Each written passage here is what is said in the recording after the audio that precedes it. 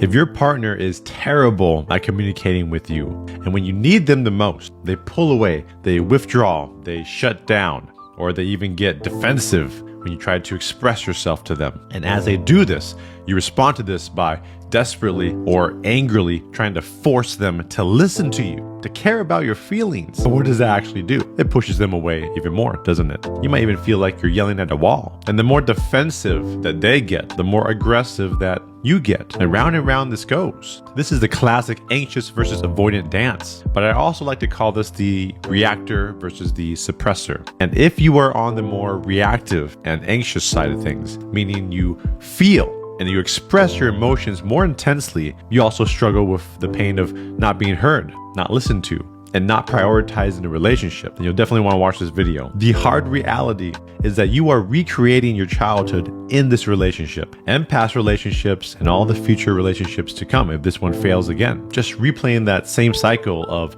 feeling unimportant to your partner or feeling unheard, unseen, invalidated, or dismissed. All of those feelings are familiar. Whose love did you crave most as a child? Was it from mom or dad? And can you recognize any of those traits in your partner now? Both the positive and the negative. You see, when you don't get your emotional needs met as a child, it leaves a deep wound that you then try to unconsciously heal through your current adult relationships. In fact, you are the most attracted to the very people that remind you of the parent that you craved love from the most. And in these relationship dynamics, what you consider a need or a cry for help, your partner perceives that as a direct threat to their subconscious wounds. On the surface, what they're seeing is aggression, being unreasonable, being too much, feeling unsafe. But in reality, you know the truth, which is that you are scared and hurting inside. But here's the thing, the same goes for your partner. When they appear uncaring, cold, cruel, it's really a turtle shell of a very scared little child inside. You both just learned different and oftentimes opposite ways of coping